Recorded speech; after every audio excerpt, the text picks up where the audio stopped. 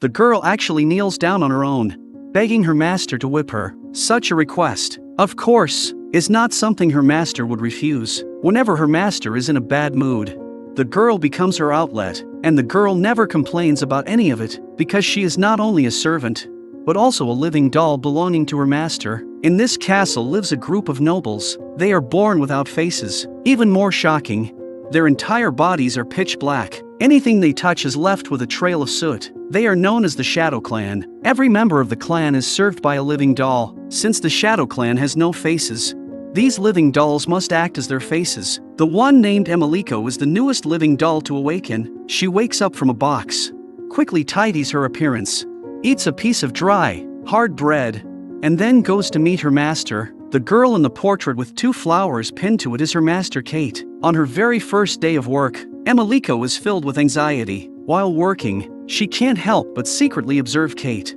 trying to read her emotions from her behavior, but no one can see the faces of the Shadow Clan. They only know that when they are uneasy or angry, black soot begins to drift from above their heads. Kate grows unsettled under Emiliko's gaze, and soot starts to pour out from above her head. This only makes Emiliko even more nervous. She accidentally breaks a porcelain doll, and then trips and falls to the ground. Kate quickly comes out to check on her. Fortunately, she doesn't blame Emiliko. Instead, she gently comforts her. But in the next moment, Emiliko suddenly starts rolling around on the floor, saying she feels terrible. Kate is startled. Just as she's about to check on her condition, she hears a rumbling sound from Emiliko's stomach. It turns out Emiliko is simply starving. Kate immediately brings her own bread and gives it to her. Emiliko happily takes it and starts eating. Watching Emiliko's satisfied expression, Kate's mood also begins to improve. In Emiliko's eyes, Kate is absolutely perfect. No matter what she does it flawlessly. Even when she shapes little figures out of soot, Emiliko can't help but marvel at them. Kate also grows very fond of Emiliko. Not only does she play cards with her, but she even personally teaches her how to read. Before Emiliko leaves, Kate makes an agreement with her to wake up an hour earlier the next day to continue studying. But that night, Emiliko studies too late, and the next morning she oversleeps. When she rushes over, she finds the room filled with soot. It's obvious that Kate is in a terrible mood, but after Emiliko finishes cleaning everything, Kate gradually calms down. She tells Emiliko to wash off the soot on her body, and then sit down with her for tea. Emiliko is overjoyed. After a quick rinse, she runs back, but there's still soot left on her face. Kate gently wipes it off for her, and even helps dress her up again. She lets Emiliko change into her own clothes. As Kate watches Emiliko walk toward her in those clothes, she finally understands why the Shadow Clan strictly forbids living dolls from wearing their clothing, because in their eyes, these living dolls look far more like real humans than the Shadow Clan themselves. Fortunately, Kate doesn't mind at all. She simply finds Emiliko very cute, and even praises her. At this moment, immersed in the praise, Emiliko has no idea that the way she and Kate interact is considered quite unusual among the Shadow Clan, because the other nobles are nowhere near as gentle as Kate when it comes to their living dolls. After a few days pass, Emiliko has already mastered her cleaning duties. The Shadow Clan assigns her a new task. She must clean the entire castle together with the other living dolls. Mia, who lives upstairs, takes her to the main hall. The moment Emiliko steps inside, she is completely stunned. It's her first time here. Everything is incredibly luxurious, and there are countless other living dolls as well. Assigned to her group are the gentle Mary and the quiet reserved Lou. After the 4 of them gather, they begin their work. Emiliko quickly adapts to the new task and gets along very well with her companions. After Emiliko returns to Kate's room, she excitedly shares everything she experienced that day. But in her excitement, she ends up causing trouble again. She accidentally knocks over a vase,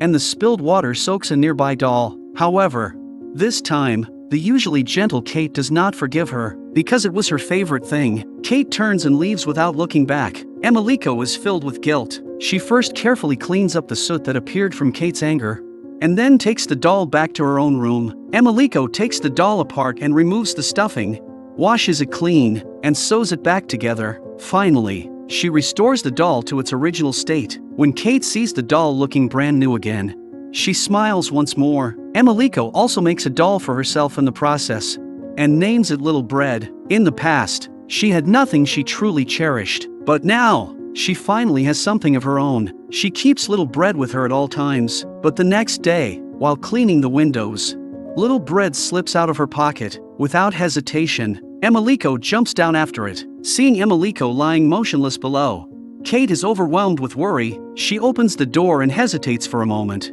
as if she fears something outside, but in the end, her concern for Emiliko outweighs everything. She quickly walks through the corridor and rushes to Emiliko's side. Fortunately, Emiliko is not seriously hurt, but on their way back, they encounter other members of the Shadow Clan. When Emiliko sees Mia, she immediately goes up to greet her and introduces her to Kate, but to her surprise, Emiliko's actions are met with merciless ridicule from Mia's master Sarah. As Sarah speaks, Mia mirrors her movements exactly. She says nothing the entire time, completely different from how she acts in private. Sarah is arrogant and rude, and bluntly says that both Kate and Emiliko are failures, destined to be discarded as useless by the great-grandfather. Emiliko is deeply shaken, feeling that she falls short in every way, and is only holding Kate back. But Kate gently tells her that the two of them will work hard together and become better. That night, back in her room, Emiliko keeps thinking about what happened during the day. She tosses and turns, unable to sleep,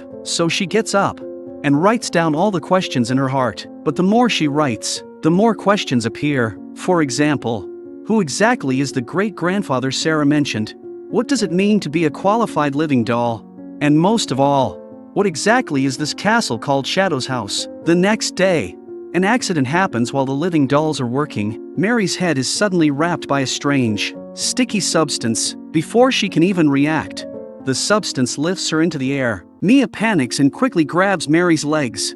This sticky substance is called a phantom. It is formed from the soot that falls from the Shadow Clan. Only water can dissolve it, but there is barely any water left in their sprayers, and going to fetch more would take too long. At the critical moment, Emiliko quickly comes up with an idea and uses the water from a vase to save Mary. But after being rescued, Mary begins acting strangely, repeatedly slamming herself into the wall. Mia explains that this is soot sickness. Just as she says this, medical staff quickly arrive. After a brief diagnosis, they take Mary away. Only then does Emiliko understand why they must clean soot every single day. If too much soot accumulates, it will turn into these terrifying phantoms. A few days later, Mary fully recovers, and that day also happens to be Emiliko's lesson day. Class leader Mary will guide her around Shadow's house. Shadow's house is divided into two levels. The upper level is where the Shadow Clan lives, while the lower level is where the living dolls reside. For the members of the Shadow Clan,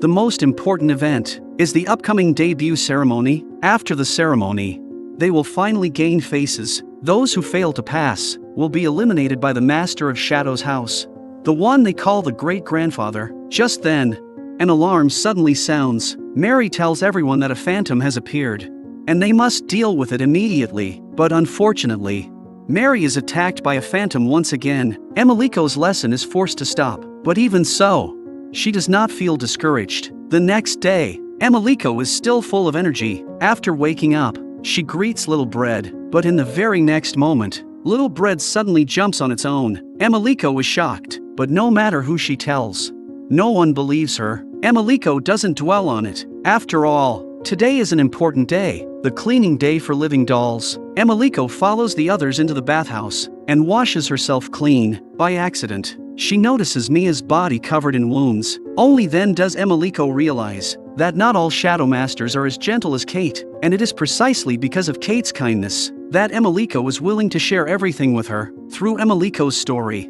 Kate learns about phantoms and soot sickness for the first time. Emiliko also tells Kate that Little Bread can move, but just like everyone else, Kate doesn't believe her at first. She even thinks Emiliko was making excuses for not placing the doll properly. Kate hates the kind of behavior the most. Her emotions flare up instantly, and black soot begins pouring out above her head. At that moment, Little Bread suddenly moves. Only then does Kate believe her. The two of them quickly figure out why Little Bread can move. It turns out that when Emiliko made Little Bread, she mixed in a small soot doll that Kate had created. At the time, Emiliko simply thought she wanted to hide something important inside something else important, but she never expected that Kate actually had the ability to control soot. Kate tells her not to tell anyone about this, because no other shadow possesses such an ability. As the debut ceremony draws closer, Kate urgently needs information about Shadow's house, but Shadow nobles who haven't passed the ceremony are not allowed to leave freely, so she can only ask Emiliko to gather information on her behalf. Although Emiliko agrees to help Kate,